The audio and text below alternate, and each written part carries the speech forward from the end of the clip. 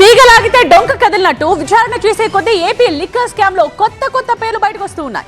వైసీపీకి చెందిన ఇద్దరు కీలక నేతలకు ఈ కేసులో లింకులున్నట్టుగా సెట్ గుర్తించింది. అయితే తనకి ఏం సంబంధం లేదంటున్నారు చెవిరెడ్డి భాస్కర్ రెడ్డి. చేతనైంది చేసుకోండి, అన్నిటికీ సిద్ధంగా ఉన్నారంటున్నారు. ఎందుకే ఈ కేసులో చెవిరెడ్డి పాత్ర ఏంటి?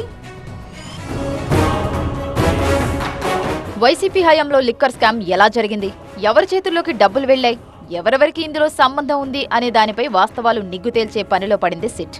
ముఖ్య నేతలకు లింక్ ఉన్నట్టు గుర్తించిన సిట్ ఓ వైసీపీ నేత గన్మెన్ గిరితో పాటు మరో నాయకుడి డ్రైవర్ రజనీకాంత్ను, రాజ్ కేసిరెడ్డి డ్రైవర్ శ్రీకాంత్ను ఇటీవల ప్రశ్నించింది. ఎన్నికల ముందు ఇద్దరు వైసీపీ ఎంపీ అభ్యర్థులకు హైదరాబాద్ నుంచి ముడుపుల మూటలు చేరవేసినట్లు గుర్తించింది. రాజ్ కేసిరెడ్డి డ్రైవర్ దగ్గర నుంచి ఆ ఇద్దరు నేతల అనుచరులు డబ్బులు తీసుకెళ్లినట్టు సిట్టు విచారణలో తేలింది. తెలంగాణలోని సూర్యాపేటలో ఈ ముడుపులు చేతులు మారాయన్నది గన్మెన్ డ్రైవర్ వాంగ్మూలం సారాంశం. త్వరలోనే ఆ ఇద్దరు నేతలను సిట్టు విచారించే అవకాశాలున్నాయి. అయితే ఈ కేసులో విచారణను తప్పుబట్టారు మాజీ ఎమ్మెల్యే చెవిరెడ్డి భాస్కర్ రెడ్డి. తనకు గన్మెన్ గా పనిచేసిన గిరి అనే కానిస్టేబుల్ ను శ్రీకాకుళం నుంచి తీసుకొచ్చి 5 రోజుల పాటు నిర్బంధించారని ఆరోపించారు. 250 కోట్ల తరలింపులో చెవిరెడ్డి పాత్ర ఉన్నట్టు ఒప్పుకోవాలంటూ చిత్రహింసలు పెట్టి తప్పుడు వాంగ్మూలం తీసుకున్నారని ఆరోపించారు. సిబ్బందిని బెదిరించి తప్పుడు కేసులు పెట్టే ప్రయత్నం చేస్తున్నారు. మీ మనస్సాక్షి ఉందా ఎక్కడైనా? మీకు 200 నుంచి 250 కోట్లు చెవిరెడ్డి భాస్కర్ రెడ్డి ఇచ్చేశారని, ట్రాన్స్పోర్ట్ చేశారని, రవాణా చేశారు, రకరకాలుగా అతని చేత రాయించే ప్రయత్నం చేశారు. ఇది కాకుండా మళ్ళీ ఫ్యూచర్ అవసరం పడుతుందని కొన్ని వైట్ పేపర్లు కూడా సంతకాలు తీసుకున్నారంట. ఏమి రాసుకుంటారు రాసుకోండి.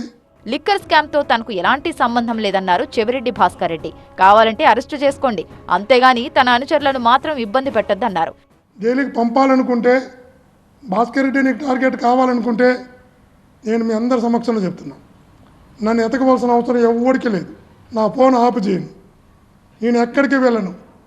తిరుపతి నుంచి రావడానికి 5-6 గంటలు మీకు టైం పడుతుంది అరెస్ట్ చేయడానికంటే రేపు ఉదయాన్నే వచ్చి మీ సిట్ ఆఫీస్ ముందర ఒక రూమ్ తీసుకొని ఆ రూమ్ అయినా పనుకుంటా, అరెస్ట్ చేసుకోండి.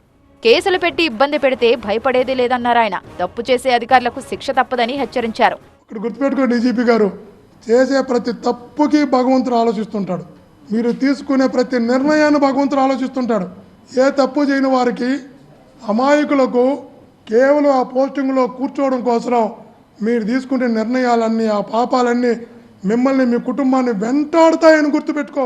లిక్కర్ వల్ల తన కుటుంబం ఎంతో నష్టపోయిందన్నారు. లిక్కర్ అంటేనే తనకు ఎంతో భయం అన్నారు. అలాంటి లిక్కర్ డబ్బును తాను పొరపాటును కూడా ముట్టుకోనన్నారు. తప్పుడు కేసులు పెట్టి తనను ఇరికించే ప్రయత్నం చేస్తున్నారని ఆరోపించారు ఆయన.